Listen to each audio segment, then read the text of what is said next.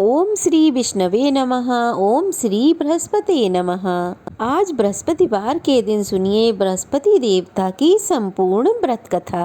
प्राचीन काल की बात है। किसी राज्य में एक बड़ा प्रतापी और दानी राजा राज्य करता था। वह हर गुरुवार को व्रत रखकर दीन दुखियों की मदद करके पुण्य प्राप्त करता था। परंतु ये बात उसकी रानी को बिल्कुल अच्छी नहीं लगती थी। वह ना तो व्रत करती और ना ही दान पुण्य में विश्वास रखती थी। इतना ही नहीं, वह राजा को भी ऐसा करने से मना किया करती थी। एक समय की बात है, राजा शिकार खेलने के लिए वन को गए। घर पर रानी और उसकी दासी थी। उसी समय गुरु बृहस्पति देव साधु का रूप धारण कर राजा के दरवाजे पर भिक्षा मांगने को आए। साधु ने जब रानी से भिक्षा मांगी तो वह कहने लगी, हे साधु महाराज, मैं इस दान और पुण्य से तंग आ गई हूँ। आप कोई ऐसा उपाय बताएं जिससे कि सारा धन नष्ट हो जाए और मैं आराम से रह सकूं। इतना सुनकर बृहस्पति देव ने कहा, हे देवी, तुम तो बड़ी विचित्र हो। संतान और धन से भला कोई दुखी होता है? अगर अधिक धन है तो इसे शुभ कार्यों में लगाओ, कुंवारी कन्याओं का विवाह कराओ, विद्यालय और बाग बगीचों का निर्माण कराओ, जिससे तुम्हारे दोनों लोग सुधरें। परंतु साधु की इन बातों का रानी पर कोई असर नहीं हुआ। रानी बिल्कुल भी खुश नहीं हुई। उसने कहा कि मुझे ऐसे धन की आवश्यकता नहीं है जिसे मैं दान दूं और जिसे संभालने में ही मेरा पूरा समय नष्ट हो जाए। तब साधु ने कहा, अगर तुम्हारी ऐसी इच्छा है तो तुम जैसा चाहती हो वैसा ही होगा। मैं जो कहता हूँ तुम वैसा ही करना। गुरुवार के दिन तुम घर को गोबर से लीपना, अपने बालों को पीली मिट्टी से धोना, राजा से हजामत बनाने को कहना, भोजन में मांस मदिरा का प्रयोग करना, कपड़े धोबी के यहाँ धोने को देना। इस प्रकार 7 बृहस्पतिवार करने से तुम्हारा समस्त धन नष्ट हो जाएगा। इतना कहकर साधु महाराज का रूप धारण किए बृहस्पति देव वहां से अंतर ध्यान हो गए। साधु के अनुसार कही बातों को पूरा करते हुए रानी को अभी केवल 3 बृहस्पतिवार ही बीते थे कि उसकी समस्त धन संपत्ति नष्ट हो गई। भोजन के लिए राजा का परिवार तरसने लगा। तब एक दिन राजा ने रानी से कहा कि हे रानी, तुम यहीं रहो, मैं दूसरे देश को जाता हूँ, क्योंकि यहाँ पर तो लोग मुझे जानते हैं, इसीलिए मैं कोई छोटा कार्य तो कर नहीं सकता। ऐसा कहकर राजा दूसरे देश को चला गया। वहाँ वह जंगल से लकड़ी काट कर लाता और शहर में बेचता। इस तरह वह अपना जीवन व्यतीत करने लगा। इधर राजा के परदेश जाते ही रानी और दासी दुखी रहने लगीं। एक बार जब रानी और दासी को 7 दिन तक बिना भोजन के रहना पड़ा तो रानी ने अपनी दासी से कहा कि हे दासी, पास ही के नगर में मेरी बहन रहती है, वह तो बड़ी धनवान है, तो उसके पास जाकर कुछ ले आ ताकि हम थोड़ी गुजर बसर कर सकें। दासी रानी के बहन के यहाँ गई। उस दिन गुरुवार था और रानी की बहन उस समय बृहस्पतिवार का व्रत करके कथा सुन रही थी। दासी ने रानी की बहन को अपनी रानी का संदेश दिया, लेकिन रानी की बड़ी बहन ने कोई उत्तर नहीं दिया। जब दासी को रानी की बहन से उत्तर नहीं मिला तो वह बहुत दुखी हुई और उसे क्रोध भी आया। दासी ने वापस आकर रानी को सारी बात बता दी। ये सुनकर रानी ने अपने भाग्य को कोसा।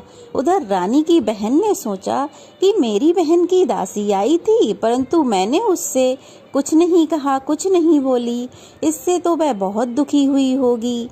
कथा सुनकर पूजा समाप्त करके वह अपनी बहन के घर आई और कहने लगी, हे बहन, मैं बृहस्पतिवार का व्रत कर रही थी, तुम्हारी दासी मेरे घर आई थी, परंतु जब तक कथा होती है तब तक ना तो उठते हैं और ना ही बोलते हैं, इसीलिए मैं नहीं बोली। बताओ दासी, तुम क्यों आई थी?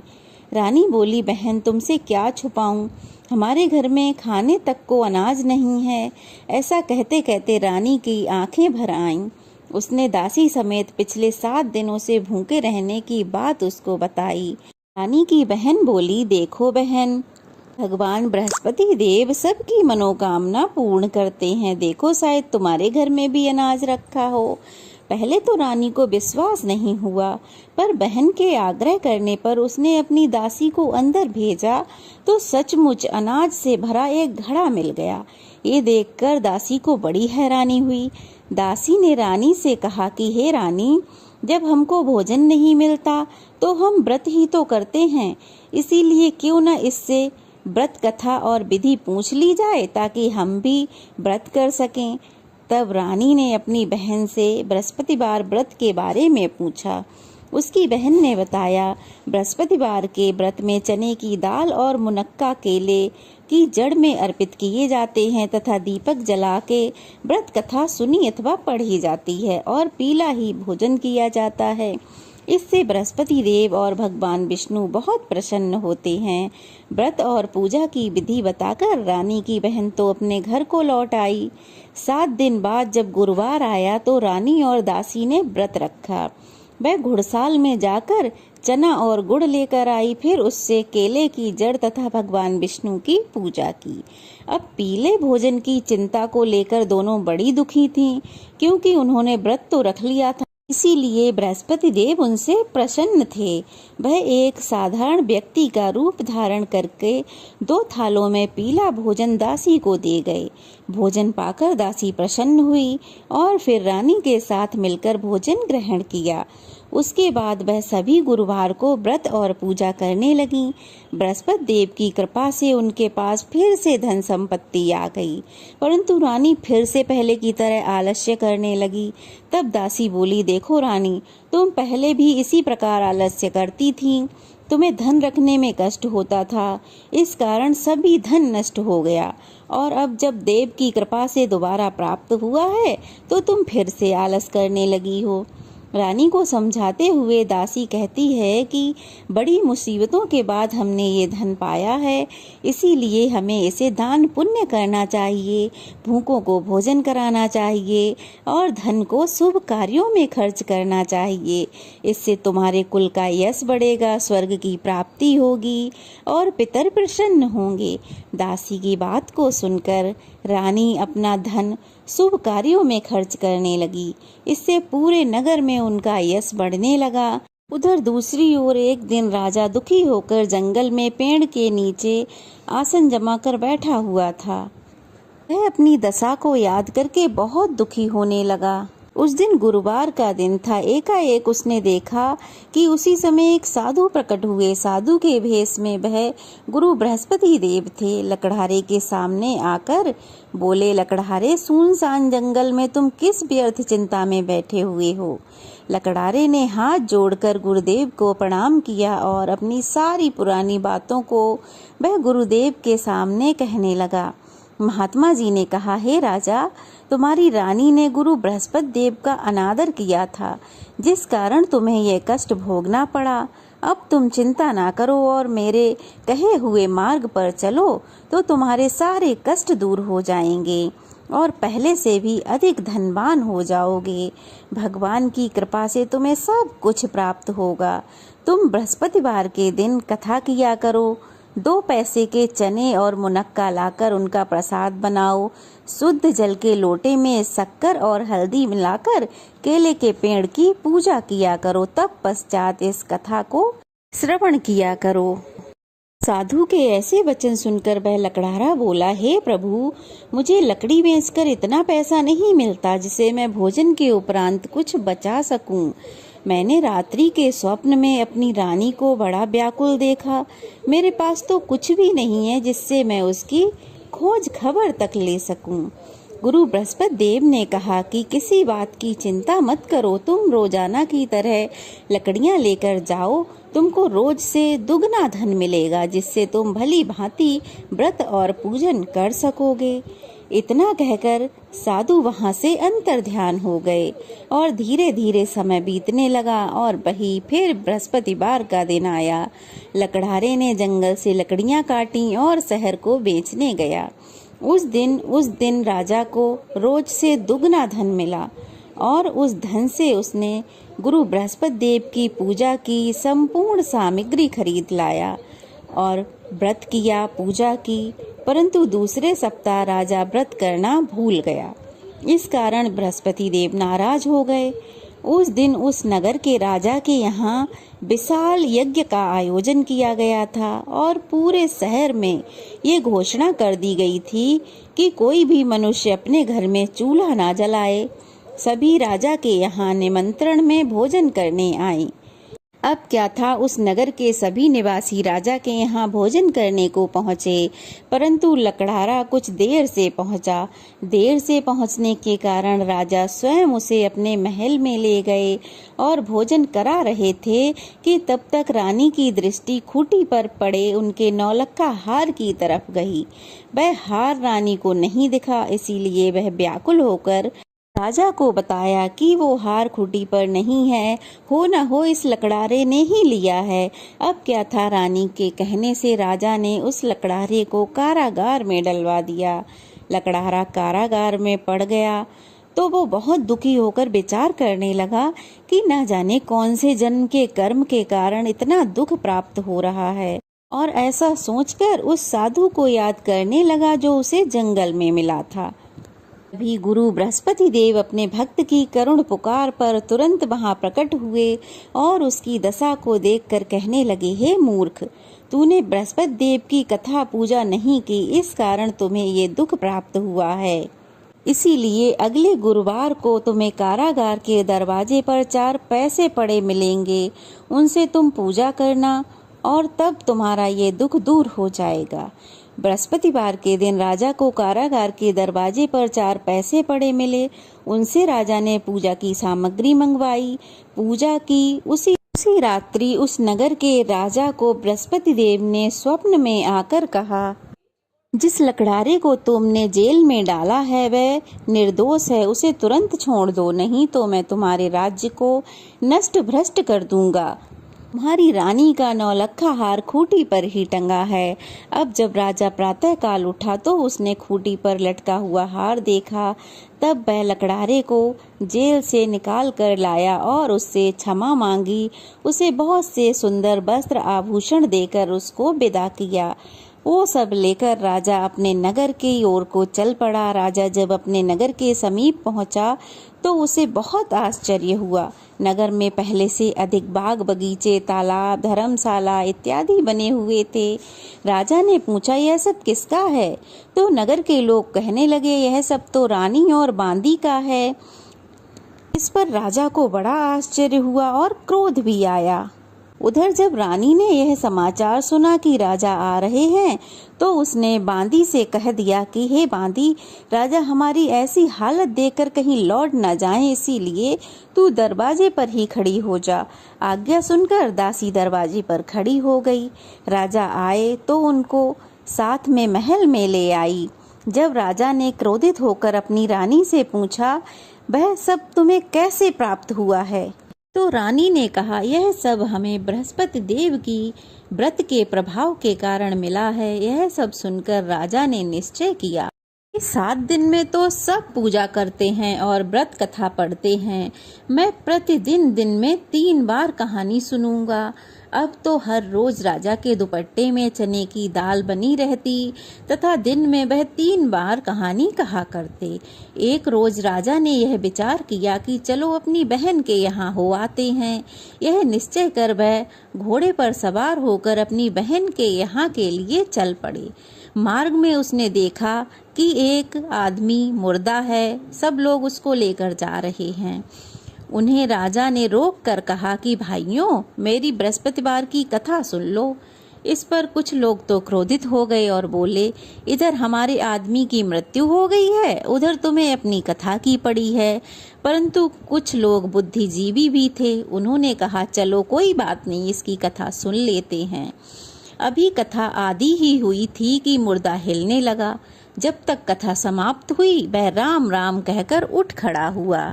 अब कथा पढ़कर राजा आगे चला। आगे मार्ग में चलते हुए एक किसान हल जोत रहा था। राजा ने उसे देखकर कहा, अरे भाई, मेरी गुरुवार की कथा सुन लो। किसान बोला, जब तक मैं तुम्हारी कथा सुनूंगा तब तक मैं 4 हरैया जोड़ लूंगा, अपनी कथा किसी और को सुनाना। इस तरह राजा आगे चलने लगा। राजा के हटते ही किसान के बैल पछाड़ खाकर गिर गए तथा किसान के पेट में जोर जोर से दर्द होने लगा। उस समय किसान की माँ उसके लिए रोटी और पानी लेकर आई। जब उसने यह सब हाल देखा तो वह बड़ी दुखी हुई तथा वह दौड़ती हुई राजा के पास पहुंची और बोली, मैं आपकी कथा सुनूंगी, लेकिन आप मेरे खेत पर चलकर कथा सुनाइए। तो राजा उसके खेत पर आकर कथा सुनाने लगे। अब कथा जैसे ही प्रारंभ हुई, किसान के पेट का दर्द बंद हो गया, उसके बैल भी उठ खड़े हुए। अब राजा कथा कहकर अपनी बहन के घर जा पहुंचा। बहन ने भाई की खूब स्वागत सत्कार की। अब दूसरे दिन प्रातः काल हुआ। राजा ने देखा कि सभी लोग सुबह उठकर भोजन कर रहे हैं। राजा ने अपनी बहन से कहा कि ऐसा कोई मनुष्य नहीं है जिसने अभी तक भोजन नहीं किया हो, जो मेरे बृहस्पतिवार की कथा सुन ले। बहन बोली, भैया यह देश तो ऐसा ही है, यहाँ लोग भोजन करते हैं, बाद में अन्य कोई काम करते हैं। अगर कोई पड़ोस में हो तो मैं देख कर आती हूँ। वह ऐसा कहकर पड़ोस में देखने को चली गई, परंतु उसे ऐसा कोई व्यक्ति नहीं मिला जिसने अभी तक भोजन नहीं किया हो। उधर एक कुम्हार के घर में, जिसका लड़का बहुत बीमार था, उसे मालूम हुआ कि उसके यहाँ किसी ने 3 दिन से भोजन नहीं किया है। तब रानी अपने भाई की कथा सुनाने के लिए कुम्हार के यहाँ गई और कहने लगी कि मेरे भाई की कथा सुन लो। तो कुम्हार कथा सुनने को तैयार हो गया। राजा ने जाकर गुरुवार की कथा उसको वहीं उसके घर पे सुनाई। कथा सुनते ही उसका लड़का ठीक हो गया। अब तो राजा की बड़ी प्रशंसा होने लगी। एक रोज राजा ने अपनी बहन से कहा कि बहन, हम अपने अब घर को जाएंगे, तुम भी तैयार हो जाओ। राजा की बहन ने अपनी सास से आज्ञा मांगी तो सास ने कहा, तू चली जा, परंतु बच्चों को मत ले जा, क्योंकि तेरे भाई की कोई संतान नहीं है। बहन ने अपने भाई से कहा कि भैया मैं तो चलूंगी, परंतु कोई बालक नहीं जा सकेगा, क्योंकि माताजी की आज्ञा नहीं है। इस पर राजा बोला, जब बालक ही नहीं चलेंगे तो तुम भी चलकर क्या करोगी। राजा बड़े दुखी मन से अपने नगर को वापस लौट आए। घर लौटकर राजा ने अपनी रानी से सारी बात कही कि हे रानी, हम निसंतान हैं, इसीलिए कोई हमारा मुंह नहीं देखना चाहता है। और ऐसा बोलकर राजा भोजन इत्यादि नहीं किए और अपने महल में जाकर विश्राम करने लगे। रानी बोली, हे प्रभु, बृहस्पति देव ने हमें जब सब कुछ दिया है तो वह हमें संतान भी अवश्य देंगे। उसी रात बृहस्पति देव स्वप्न में आकर कहने लगे कि राजा उठ, तेरे दुख के दिन समाप्त हुए, तेरी रानी गर्भ से है। राजा गुरु बृहस्पति देव की बात सुनकर बहुत ज्यादा प्रसन्न हुए। राजा की खुशी का तो कोई ठिकाना ही नहीं रहा था। फिर क्या था, 90 महीने में रानी के गर्भ से एक सुंदर पुत्र पैदा हुआ। तब राजा बोला, हे रानी, एक स्त्री बिना भोजन के तो रह सकती है, परंतु बिना कुछ कहे नहीं रह सकती। तुम मेरी बहन आए तो उसे कुछ कहना मत। रानी ने ऐसा सुनकर कहा कि हाँ ठीक है, कुछ नहीं कहूँगी। उधर जब राजा की बहन ने यह शुभ समाचार सुना तो वह बहुत खुश हुई और बधाई लेकर अपने भाई के घर आई। तब रानी ने कहा, घोड़ा चढ़कर तो नहीं आई, गधा चढ़ी आई। राजा की बहन बोली, भाभी, अगर मैं इस प्रकार ना कहती तो तुम्हें औलाद कैसे मिलती। बृहस्पति देव तो ऐसे ही हैं, जिनके मन में जो मनोकामना होती है वे अवश्य ही पूर्ण करते हैं। जो भी व्यक्ति प्रेम पूर्वक इस व्रत को धारण करता है, इस कथा को सुनता है, पढ़ता है, उसकी सभी मनोकामनाएं बृहस्पति देव अवश्य ही पूर्ण करते हैं। तो यह थी बृहस्पति देव की कथा। तो चलिए अब सुनते हैं बृहस्पति देवता की आरती। ओम जय बृहस्पति देवा, स्वामी जय बृहस्पति देवा, छिन छिन भोग लगाऊं, कदली फल मेवा। ओम जय बृहस्पति देवा, तुम पूर्ण परमात्मा, तुम अंतर्यामी, जगत पिता जगदीश्वर, तुम सबके स्वामी। ओम जय बृहस्पति देवा, चरणामृत निज निर्मल सब पातक हरता। सकल मनोरथ दायक कृपा करो भरता। ओम जय बृहस्पति देवा। तन मन धन अर्पण कर जो जन शरण पड़े। प्रभु प्रकट तब होकर आकर द्वार खड़े। ओम जय बृहस्पति देवा। दीन दयाल दयानिधि भगतन हितकारी। पाप दोष सब हरता भव बंधन हारी। ओम जय बृहस्पति देवा। सकल मनोरथ दायक सब संशय हरो। विषय विकार मिटाओ संतन सुखकारी। ओम जय बृहस्पति देवा। जो कोई तेरी आरती प्रेम सहित गावे। प्रेम सहित गावे। कहत शिवानंद स्वामी सुख संपत्ति पावे। ओम जय बृहस्पति देवा। स्वामी जय बृहस्पति देवा। बोलो बृहस्पति भगवान की जय। यह थी बृहस्पति देवता की कथा और आरती। कैसी लगी कमेंट बॉक्स में जरूर बताइएगा। अच्छी लगी हो तो वीडियो को लाइक कीजिए, ज़्यादा से ज़्यादा शेयर कीजिए और नए हैं तो प्लीज़ चैनल को सब्सक्राइब कीजिए। तो चलिए फिर मिलते हैं, तब तक के लिए जय श्री हरि विष्णु भगवान की जय। बृहस्पति देवता की जय।